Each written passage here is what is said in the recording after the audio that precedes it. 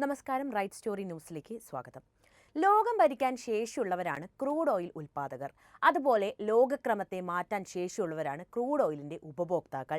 ഇത്രനാളും ആ പദവി അലങ്കരിച്ച ചൈന പിൻവാങ്ങിയിരിക്കുന്നു. ആ സ്ഥാനത്തേക്ക് ഇന്ത്യ കടന്നു വരുന്നതോടെ എന്തൊക്കെ മാറ്റങ്ങളായിരിക്കും ആഗോള രാഷ്ട്രീയത്തിൽ സംഭവിക്കാൻ പോകുന്നത് നമുക്ക് പരിശോധിക്കാം.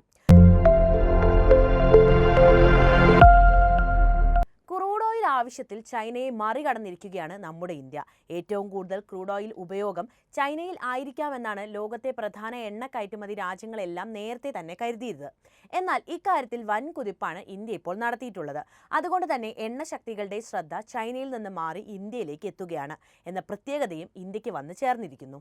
2021 എണ്ണ ആവശ്യത്തിൽ ഇന്ത്യയിൽ നിന്നുണ്ടായ വർധനവ് വരും വർഷവും തുടരുമെന്നാണ് പ്രതീക്ഷയെന്ന് S&P ഗ്ലോബൽ കമോഡിറ്റി ഇൻസൈറ്റ്സ് വ്യക്തമാക്കുന്നുണ്ട്. ഇന്ധന ഉപഭോഗത്തിന്റെ കേന്ദ്രമായി അതിവേഗം ഇന്ത്യ മാറുകയാണ്. എന്നാൽ ഇന്ത്യ ആകട്ടെ ഈ ഘട്ടത്തിൽ പതിവ് വഴിയിൽ നിന്ന് അല്പം മാറി സഞ്ചരിക്കുകയും ചെയ്യുന്നു. ഇക്കാര്യത്തിൽ പശ്ചിമേഷ്യയിലെ സൗദി അറേബ്യ ഉൾപ്പെടെയുള്ള രാജ്യങ്ങൾക്ക് ആശങ്ക ഉണ്ടാകുന്നത് സ്വാഭാവികമല്ലേ? എണ്ണ ഉപഭോഗത്തിൽ ഇന്ത്യയാകും ഇനി മുന്നിലെന്ന് S&P ഗ്ലോബൽ മേധാവി കാങ് വു പറയുന്നു. 2025 ഇന്ത്യയിൽ നിന്ന് എണ്ണയ്ക്ക് വേണ്ടിയുള്ള ആവശ്യം 3.2% അതേസമയം ചൈനയിൽ നിന്നുള്ള ആവശ്യം 1.7% ഉണ്ടാകുമെന്നും അദ്ദേഹം കൂട്ടിച്ചേർത്തു. 2024 ആദ്യ 10 മാസം ചൈനയിൽ നിന്ന് പ്രതിദിനം 1,48,000 ബാരൽ എണ്ണയ്ക്ക് വേണ്ടിയുള്ള ആവശ്യമായാണ് വന്നത്. ഇന്ത്യയിൽ നിന്നാകട്ടെ അത് 1,88,000 ബാരലും. ഇന്ത്യയിലേക്ക് എണ്ണ ഇറക്കുമതി ചെയ്യുന്ന കമ്പനികൾക്കും ഇക്കാര്യത്തിൽ വ്യക്തമായ ധാരണയുണ്ട്. അവർ ശുദ്ധീകരിച്ച ശാലകൾ വിപുലീകരിച്ചത് ഈ ലക്ഷ്യത്തോടു കൂടിയാണ്. പതിവായി എണ്ണ വാങ്ങുന്ന രാജ്യങ്ങളെ മാത്രം ആശ്രയിച്ചാൽ പോരാ എന്ന് കമ്പനികൾ കരുതുന്നുണ്ട്. കൂടുതൽ രാജ്യങ്ങളിൽ നിന്ന് എണ്ണ വാങ്ങാനും ശ്രമം ആരംഭിച്ചിട്ടുണ്ട്. നയതന്ത്ര തലത്തിൽ നടന്ന ചർച്ചകൾ ഇക്കാര്യത്തിൽ ഗുണം ചെയ്യുമെന്ന് S&Pയുടെ സൗത്ത് ഏഷ്യ ഓയിൽ റിസർച്ച് മേധാവി അഭിഷേക് രഞ്ജൻ പറഞ്ഞു. നേരത്തെ പശ്ചിമേഷ്യയെ മാത്രമാണ് ക്രൂഡ് ഓയിലിനും വാതകത്തിനും വേണ്ടി ഇന്ത്യ ആശ്രയിച്ചിരുന്നത്. എന്നാൽ സമീപകാലത്ത് ഇതിനെല്ലാം മാറ്റങ്ങൾ വന്നു. പശ്ചിമേഷ്യയ്ക്ക് പുറമെ Africa, Europe, north America, south America, south east Asia എന്നിവിടങ്ങളിൽ നിന്നുള്ള രാജ്യങ്ങളെയും എണ്ണ വാതകത്തിന് വേണ്ടി ഇന്ത്യ ആശ്രയിച്ചു വരികയാണ്. മാത്രവുമല്ല, ആഭ്യന്തരമായി എണ്ണ ഉൽപ്പാദനം കൂട്ടാനും ഇന്ത്യ ആലോചിച്ചു വരുന്നു. ആഭ്യന്തരമായി ഉൽപ്പാദിപ്പിക്കുന്ന എണ്ണയ്ക്കുള്ള വിൻഫാൾ നികുതി ഒഴിവാക്കാൻ കേന്ദ്ര സർക്കാർ തീരുമാനിച്ചത് ഈ ലക്ഷ്യത്തോടു കൂടിയാണ്. ആഭ്യന്തര ഉൽപ്പാദനത്തിന് കമ്പനികളെ പ്രേരിപ്പിക്കുകയാണ് ഇതിലൂടെ ലക്ഷ്യം. അമിതമായ നികുതി ഒഴിവായ സാഹചര്യത്തിൽ ഇനി കൂടുതൽ ഉൽപ്പാദിപ്പിക്കാൻ കമ്പനികൾ തയ്യാറായേക്കും. 1948 എണ്ണപ്പാട നിയന്ത്രണ വികസന നിയമത്തിൽ ഭേദഗതി കൊണ്ടുവരുന്ന ബില്ല് അടുത്തിടെ രാജ്യസഭ പാസാക്കിയിരുന്നു. ഷെയിൽ ഓയിൽ, ഷെയിൽ ഗ്യാസ്, കൽക്കരി മേഖലയിൽ മീഥെയ്ൻ എന്നിവയുടെ ഖനനം കൂടി എളുപ്പമാക്കുന്ന രീതിയിലാകും ഭേദഗതി. ആവശ്യമുള്ളതിന്റെ 80% എണ്ണയും ഇന്ത്യ ഇറക്കുമതി ചെയ്യുകയാണ് ചെയ്യുന്നത്. ഇന്ത്യയുടെ പണം വലിയ തോതിൽ വിദേശത്തേക്ക് പോകുന്നതും ഇതു കാരണമാണ്. ആഭ്യന്തര ഉൽപ്പാദനം ശക്തിപ്പെടുത്തി പരിഹാരം കാണാനാണ് ഇന്ത്യ ഇപ്പോൾ ശ്രമിക്കുന്നത്. എന്തായാലും ഈ വാർത്ത സൗദി, ഇറാഖ്, UAE എന്നീ രാജ്യങ്ങൾക്കും ഏറെ സന്തോഷകരമായ കാര്യം തന്നെയാണ്. എന്താണെന്ന് വെച്ചാൽ, യുദ്ധം ആരംഭിച്ചതോടെ ഇന്ത്യയുടെ പ്രധാന ക്രൂഡ് ഓയിൽ സ്രോതസ്സായ റഷ്യയിൽ നിന്നുള്ള വരവ് കുറഞ്ഞിരിക്കുകയാണ്. അതുകൊണ്ട് തന്നെ ഇവിടുത്തെ വിതരണം കുറഞ്ഞതോടെ പശ്ചിമേഷ്യൻ രാജ്യങ്ങളായ സൗദി അറേബ്യ, ഇറാഖ്, UAE എന്നിവിടങ്ങളിൽ നിന്നും കൂടുതൽ ക്രൂഡ് ഓയിൽ ഇറക്കുമതി ചെയ്യാനുള്ള നീക്കവുമായി ഇന്ത്യ റിഫൈനറികൾ മുന്നോട്ട് വരികയും ചെയ്തിട്ടുണ്ട്. പൊതുമേഖലാ കമ്പനികളാണ് പ്രധാനമായും പരമ്പരാഗത ക്രൂഡ് ഓയിൽ വിതരണക്കാരിൽ നിന്നുള്ള ഇറക്കുമതി ശക്തമാക്കാൻ ഒരുങ്ങുന്നതെന്നാണ് അന്താരാഷ്ട്ര വാർത്താ ഏജൻസിയായ റോയിട്ടേഴ്സിൽ നിന്നുള്ള റിപ്പോർട്ടുകൾ പറയുന്നത്. പൊതുമേഖലയിൽ പ്രവർത്തിക്കുന്ന 3 പ്രധാന റിഫൈനർമാരായ Indian oil corporation, Bharat petroleum corporation, Hindustan petroleum എന്നിവർക്ക് റഷ്യയിൽ നിന്നുള്ള വിതരണത്തിൽ വലിയ ഇടിവാണ് അടുത്ത കാലത്തായി ഉണ്ടായിരിക്കുന്നത്. 3 കമ്പനികൾക്കുമായി ജനുവരിയിലെ ലോഡിംഗിൽ 8 മുതൽ 10 ദശലക്ഷം ബാരൽ റഷ്യൻ എണ്ണയുടെ കുറവ് നേരിടുന്നതായി റിപ്പോർട്ടുകൾ പറഞ്ഞിട്ടുണ്ട്. ആഭ്യന്തര ഡിമാൻഡ് വർദ്ധിപ്പിക്കുന്നതും ഒപെക് കരാറിന് കീഴിലുള്ള പ്രതിസന്ധികളുമാണ് റഷ്യയിൽ നിന്നുള്ള വിതരണം കുറയ്ക്കാനുണ്ടായ പ്രധാന കാരണം. വരും മാസങ്ങളിലും ഇത് തുടരാനുള്ള സാധ്യത ഏറെയാണ്. ഈ സാഹചര്യത്തിൽ ഇന്ത്യൻ കമ്പനികൾ പശ്ചിമേഷ്യൻ രാജ്യങ്ങളിൽ നിന്നും ടേം കരാറുകളിലെ ഓപ്ഷണൽ വോള്യങ്ങളിൽ വർധനവ് വരുത്തുകയോ സ്പോർട്സ് ടെൻഡർ നടത്തിയേക്കുമെന്നും റോയിട്ടേഴ്സ് റിപ്പോർട്ട് പറയപ്പെടുന്നുണ്ട്.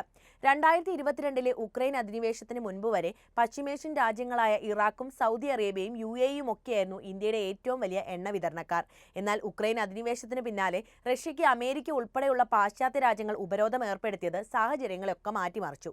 ഉപരോധം മറികടക്കാൻ റഷ്യ, ഇന്ത്യ ഉൾപ്പെടെയുള്ള രാജ്യങ്ങൾക്ക് വിലക്കിഴിവിൽ ക്രൂഡ് ഓയിൽ നൽകുകയും മാറുകയും ഇതിലൂടെ പുതിയ വിപണി കണ്ടെത്തുകയും ചെയ്തു. പക്ഷേ കാലങ്ങൾ കടന്നു പോകുന്തോറും യുദ്ധം അവസാനിക്കാത്ത ഘട്ടമുണ്ടായി. അതുകൊണ്ട് തന്നെയാണ് ഇപ്പോൾ വിതരണത്തിൽ ഒരു കുറവ് സംഭവിക്കുകയും ചെയ്തത്. ആഭ്യന്തര ഡിമാൻഡ് വർദ്ധിക്കുന്നതും ഒപെക് കരാറിന് കീഴിലുള്ള പ്രതിസന്ധികളുമാണ് റഷ്യയിൽ നിന്നുള്ള വിതരണം കുറയ്ക്കാനുണ്ടായ കാരണം. വരും മാസങ്ങളിലും ഇത് തുടരാനാണ് സാധ്യത. ഈ സാഹചര്യത്തിൽ ഇന്ത്യൻ കമ്പനികൾ പശ്ചിമേഷ്യൻ രാജ്യങ്ങളിൽ നിന്നും ടേം കരാറുകളിലൂടെ ഓപ്ഷണൽ വോള്യങ്ങളിൽ വർധനവ് വരുത്തുകയോ സ്പോർട്സ് ടെൻഡർ നടത്തിയേക്കാമെന്നും റോയിട്ടേഴ്സ് പറഞ്ഞല്ലോ. ഇതിനുള്ള മുന്നൊരുക്കങ്ങൾ ഇന്ത്യ ഇതിനോടകം തന്നെ തുടങ്ങിയിട്ടുമുണ്ട്. അതേസമയം പശ്ചിമേഷ്യൻ രാജ്യങ്ങളിൽ നിന്നായി ഇന്ത്യ ആകെ 2.28 ദശലക്ഷം BPD എണ്ണ ഇറക്കുമതി ചെയ്തു. അതായത് ഒക്ടോബറിലേതിനേക്കാൾ 10.8% വർധനവുണ്ടായിരുന്നു.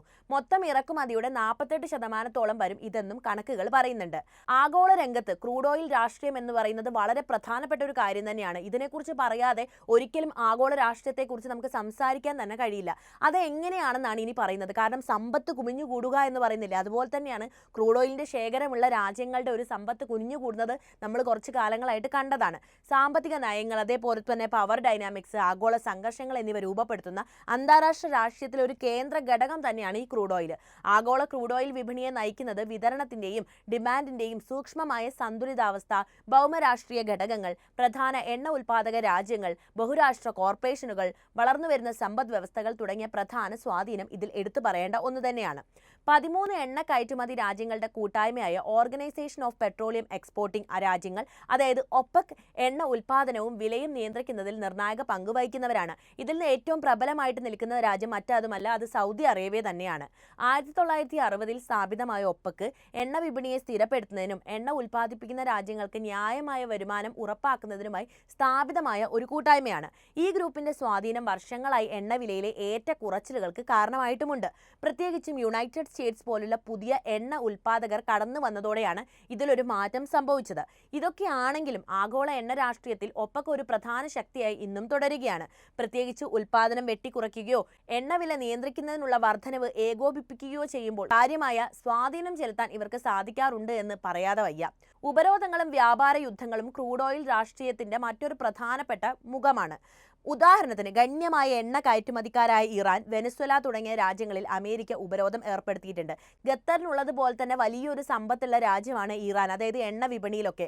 പക്ഷേ ഇറാൻ ഉപരോധം ഏർപ്പെടുത്തി ശ്വാസം മുട്ടിച്ചത് അമേരിക്കയുടെ നയമാണ്. റഷ്യ ഉക്രൈൻ യുദ്ധം ആരംഭിച്ചതിന് ശേഷം റഷ്യയ്ക്കും ഉപരോധം ഏർപ്പെടുത്തി ശ്വാസം മുട്ടിക്കാൻ തന്നെയാണ് നാറ്റോ രാജ്യങ്ങൾ, പ്രത്യേകിച്ച് അമേരിക്ക അടക്കമുള്ള രാജ്യങ്ങൾ ശ്രമിച്ചത്. അതുകൊണ്ടാണ് ഇന്ത്യ റഷ്യയിൽ നിന്ന് ഈ എണ്ണ വാങ്ങാൻ നിർബന്ധിക്കപ്പെടുക എന്ന് പറഞ്ഞത് പൈസ കുറച്ചതുകൊണ്ട് ഇന്ത്യ എണ്ണ റഷ്യയിൽ നിന്ന് വാങ്ങിയതാണ്. ഈ ഉപരോധങ്ങൾ എണ്ണ വിപണിയെ തടസ്സപ്പെടുത്തുകയാണ് ശരിക്കും ചെയ്യുന്നത്. ഇത് വിലയിലെ ചാഞ്ചാട്ടത്തിനും ആഗോള വിതരണ ശൃംഖലയിലെ മാറ്റത്തിനും കാരണമാകുന്നുണ്ട്. വിപരീതമായി എണ്ണയുടെ വലിയ ഉപഭോക്താക്കളായ ചൈനയും ഇന്ത്യയും പോലുള്ള രാജ്യങ്ങൾ സ്വാധീനിക്കുന്നതും ഇവിടെ കാണാറുണ്ട്. ഇവരൊക്കെ വലിയ രാഷ്ട്രങ്ങളാണല്ലോ, വളരെയധികം ശക്തരായ രാഷ്ട്രങ്ങളാണ്. അതുകൊണ്ട് തന്നെ ഇവർക്ക് ഇതിൽ ഒരു കളി കളിക്കാൻ സാധിക്കുമെന്നാണ് പറയുന്നത്. അന്താരാഷ്ട്ര ബന്ധങ്ങളെ ഉപയോഗപ്പെടുത്തിയാണ് ഇതൊക്കെ സംഭവിക്കുന്നത് കേട്ടോ. ഏതെങ്കിലും ഒരു രാഷ്ട്രത്തെ ആശ്രയിക്കുന്നത് കുറയ്ക്കുന്നതിന് വേണ്ടി തങ്ങളുടെ ഊർജ്ജ ഇറക്കുമതി വൈവിധ്യവൽക്കരിക്കാൻ പലപ്പോഴും ഈ രാജ്യങ്ങളൊക്കെ ശ്രമിക്കാറുണ്ട്. സമീപ വർഷങ്ങളിൽ കാലാവസ്ഥാ വ്യതിയാനത്തിലും സുസ്ഥിരതയിലും ആഗോള ശ്രദ്ധ കേന്ദ്രീകരിക്കുന്നതിൽ ക്രൂഡ് ഓയിൽ രാഷ്ട്രീയത്തിന് ഒരു പുതിയ മാനം നൽകിയിട്ടുണ്ട്. ആഗോള സമ്പദ് വ്യവസ്ഥയിൽ എണ്ണയുടെ ദീർഘകാല ആധിപത്യത്തെ ഭീഷണിപ്പെടുത്തുന്ന പുനരുപയോഗ ഊർജ്ജത്തിലേക്കുള്ള പരിവർത്തനത്തിനായി ഗവൺമെന്റുകളും അന്തർദേശീയ സംഘടനകളും കൂടുതലായി ശ്രമിച്ചു വരികയാണ് ഇപ്പോൾ. അതുകൊണ്ട് തന്നെ എണ്ണ ഉൽപ്പാദിപ്പിക്കുന്ന രാജ്യങ്ങൾ ഒരു വലിയ വിഷമഘട്ടത്തിലൂടെയാണ് കടന്നുപോകുന്നതും. അവരുടെ സമ്പദ് വ്യവസ്ഥയെ വൈവിധ്യവൽക്കരിക്കുമ്പോൾ എണ്ണ വിഭവങ്ങളുടെ ശോഷണം എങ്ങനെ കൈകാര്യം ചെയ്യാമെന്ന കാര്യത്തിലേക്ക് പല രാജ്യങ്ങളും ഇന്ന് ശ്രദ്ധ കേന്ദ്രീകരിക്കുന്നുമുണ്ട്. എന്തായാലും ഇങ്ങനെ ഒരു വാർത്ത ഇന്ത്യയെ സംബന്ധിച്ച് വലിയൊരു കാര്യം തന്നെയാണ്. ചൈനയെ മറികടക്കുക എന്ന് പറയുന്നത് വലിയ ഒരു കാര്യം തന്നെയാണ്. ഇന്ത്യയെ സംബന്ധിച്ച് ഒരു വലിയ അച്ചീവ്മെന്റ് തന്നെയാണ്. എന്തൊക്കെയായാലും മറ്റൊരു വാർത്തയും വിശകലനവുമായി വീണ്ടും എത്താം. നന്ദി.